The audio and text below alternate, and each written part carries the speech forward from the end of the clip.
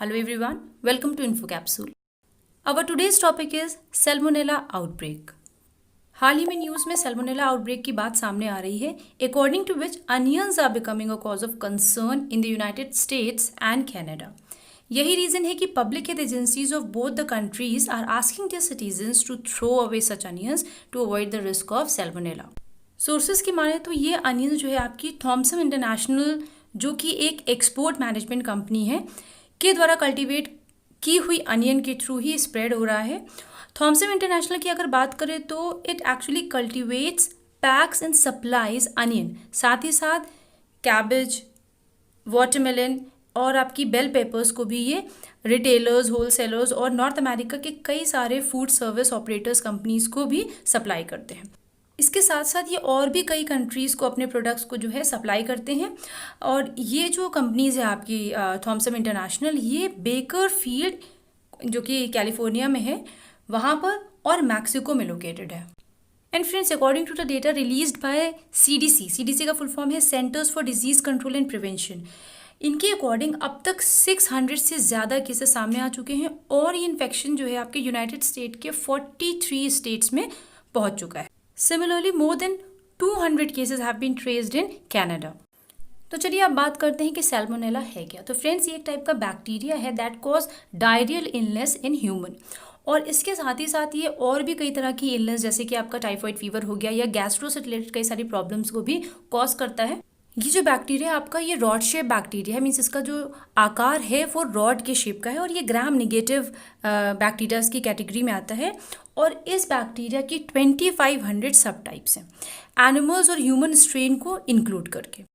हालांकि इसमें से कई सारे बैक्टीरिया हैं जो एनिमल्स में पाए जाते हैं, लेकिन ये ह्यूमन को भी इन्फेक्शन देते हैं. अगर हम सैल्मोनेला बैक्टीरिया की बात करें तो लगभग 100 स्ट्रेन्स ऐसे हैं जो ह्यूमन को इन्फेक्शन देते हैं. और यूनाइटेड स्टेट में सैल्मोनेला के बहुत सारे केस अक्सर सामने आते रहते हैं. अगर हम सीडीसी की रिपोर्ट की माने तो 1.35 मिलियन इन्फेक्शन हर साल यूनाइटेड स्टेट में सैल्मोनेला बैक्टीरिया की वजह से होते हैं और 26,000 से भी ज़्यादा लोग हॉस्पिटलाइज होते हैं हर साल. और तो और लगभग 400 से भी ज़्यादा डेथ हर साल रिकॉर्ड करी जाती हैं just because of this bacteria. और फ्रेंड्स, आपको यहाँ पर यह भी बता दूँ कि all around the world Salmonella is one of the main causes of diarrhoea.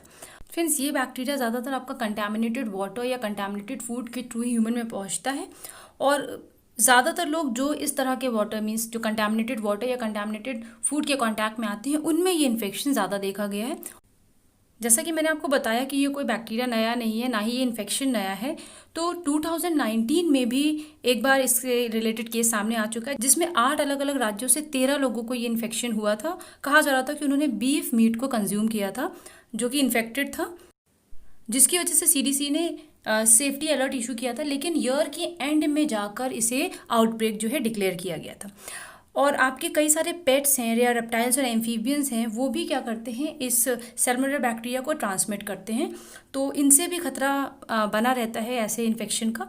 और 2017 में फिर से ये आउटब्रेक को मीन्स ये आउटब्रेक सामने आया था जिसे टर्टल मीन्स कछुए से रिलेट किया गया था. बहुत से लोग होते हैं जो टर्टल को एज अ पेट रखते हैं, तो उनके थ्रू ये इन्फेक्शन लोगों में पहुंचा था. और उस वक्त 76 लोगों को 19 राज्यों में ये इन्फेक्शन हुआ था.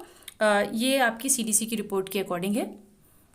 फ्रेंड्स, सैल्मोनेला बैक्टीरिया जो डिजीज़ या जो इन्फेक्शन ह्यूमन को देता है उसे सैल्मोनेलोसिस कहते हैं. और ये बैक्टीरिया मोस्टली एनिमल में रहता है, जैसा कि मैंने आपको पहले बताया.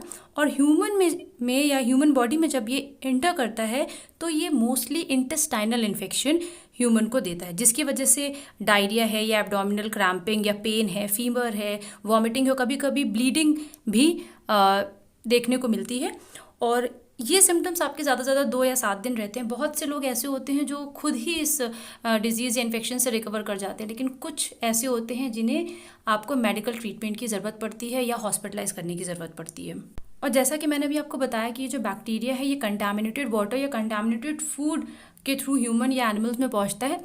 इस बार जो ये बैक्टीरिया है ये अनियंस के थ्रू जो है स्प्रेड हुआ है. अनियन इसका रीज़न माना जा रहा है, जो कि आपके थॉमसन इंटरनेशनल के थ्रू कल्टीवेट की जाती थी.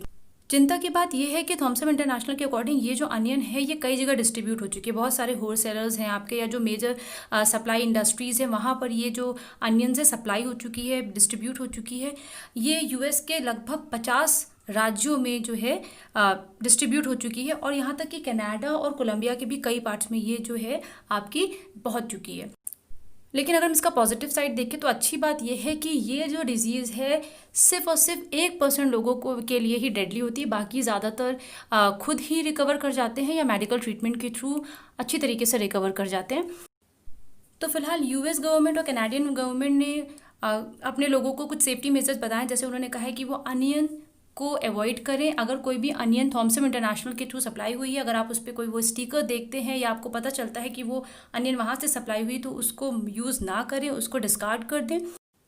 और कई सारे रिटेलर्स और रेस्टोरेंट हैं, उनको भी ये ऑर्डर दिया गया कि वो इस तरह की अनियन जो भी आपकी थॉमसन इंटरनेशनल से आई हुई हैं उन्हें यूज़ ना करें। और अगर आप श्योर नहीं है कि ये अनियन का सोर्स क्या है या कहाँ से सप्लाई हुई है, किस कंपनी के थ्रू सप्लाई हुई है, तो भी आप उन्हें डिस्कार्ड कर दें, यूज़ ना करें। तो फ्रेंड्स, इस टॉपिक से आपके कई सारे इंपॉर्टेंट क्वेश्चन बन सकते हैं और आपके कॉम्पिटिटिव एग्जाम में पूछे जा सकते हैं। तो आई होप अभी तक आपको जितना भी कुछ समझाया गया वो अच्छे से समझ में आया होगा। कोई भी क्वेरी या कोई भी क्वेश्चन हो तो आप प्लीज़ कमेंट सेक्शन में हमें लिखकर ज़रूर बताएं। Thank you.